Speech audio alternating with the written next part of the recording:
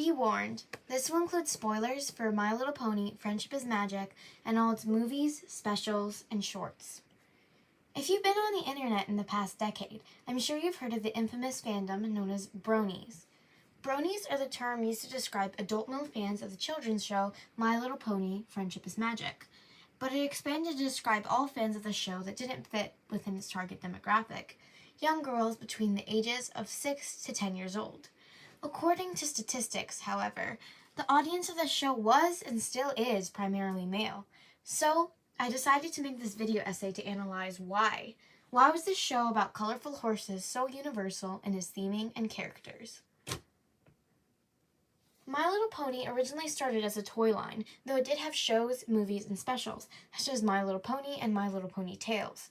The first generation of My Little Pony's popularity peaked in 1990, with 150 million ponies being sold in the 1980s. Due to this success, Hasbro decided to create a fourth generation of the series, which we now know and love as My Little Pony, Friendship is Magic.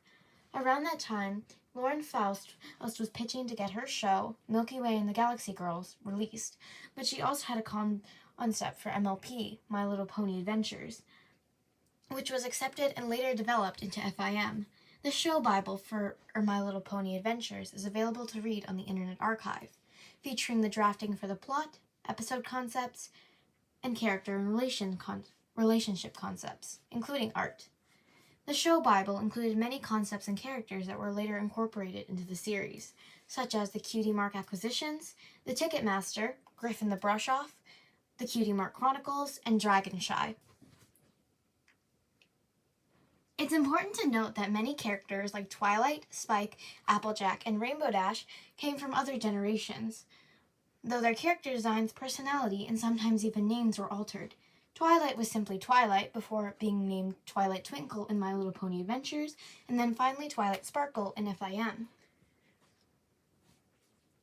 MLP FIM was the introduction and for many people to the franchise, including me, due to it being a part of the Hub's relaunch in 2010. I'm young, barely enough to not be a part of the target demographic. So the reason it was my first introduction to the franchise was simply because it was the first one I was alive to see the end of. But I remember taking a Twilight Sparkle figurine from the Equestria Girls cafeteria song to my preschool graduation, and I relished in it. One reason this was important to so many people was the nostalgia. Even older Gen Zs, the adults, remember it as one of their childhood shows. Why, though, did even the boys like it if its target demographic was girls? What spawned the grown adult men theorizing about the show? It's because of the theme. Friendship is Magic has a main theme of, you guessed it, friendship. The reason Equestria was saved time and time again was because Princess Celestia sent Twilight right off to Ponyville with the task of make some friends! Aww. Had she not befriended the main five, the sixth element of harmony would have never been discovered.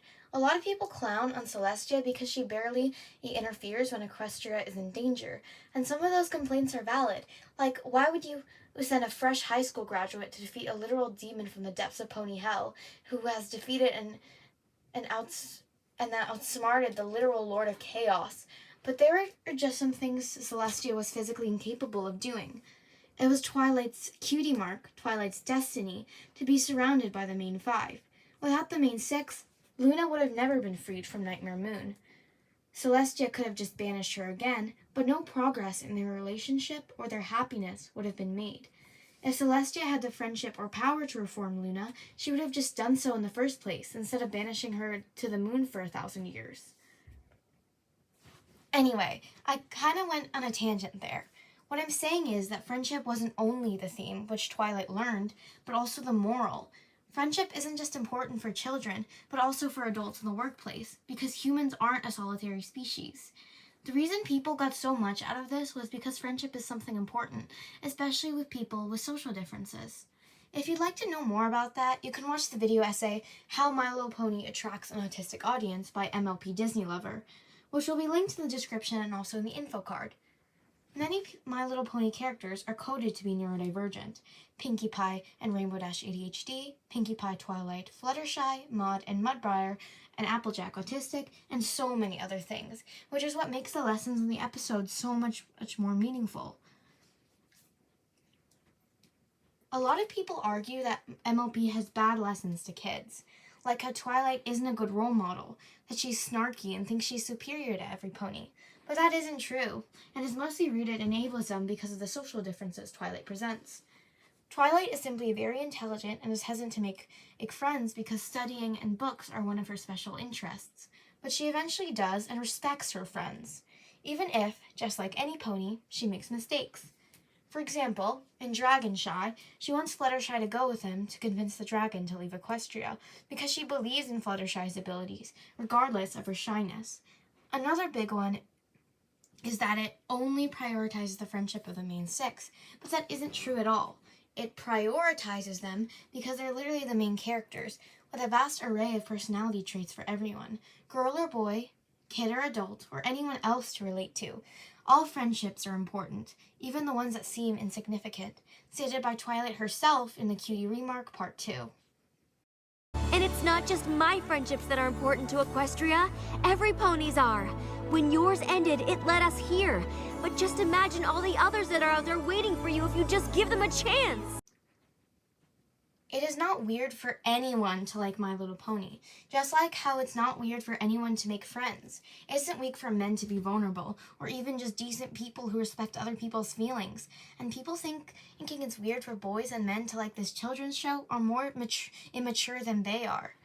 My Little Pony has traditionally girly color palettes and other arbitrary things, like how the main six are all mares. But it was a stepping stone in feminism, queerness, and neurodivergent representation, and changed the animation scene forever. It doesn't restrict it being a girl to just liking fashion or pink or having a gentle, kind personality. Rainbow Dash is tomboyish, rowdy, and Applejack is strong and a farm worker. Pinkie Pie is excitable and cheerful, spreading laughter wherever she goes. Fluttershy is compassionate.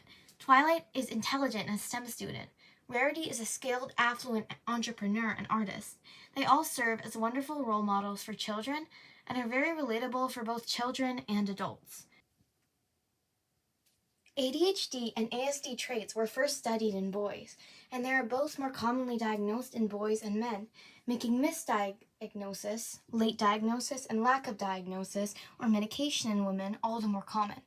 So, often neurodivergent girls or AFABs who were more blunt and had weirder interests were made fun of by their girl class and avoided by their boy classmates because of the superiority complex being a male gave them, what their parents taught them, speaking from personal experience.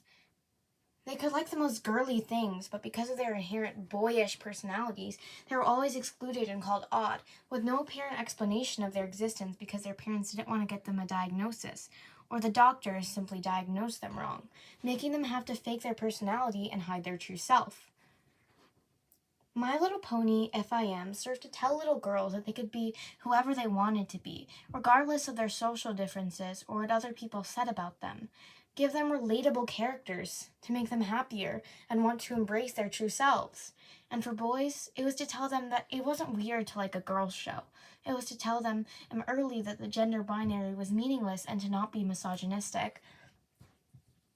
Keep being who you are, regardless of what other people will say about you. Dress how you want to, act how you want to, and most importantly, like what you want to. That concludes this video essay. You can like and subscribe if you want, if you liked my takes.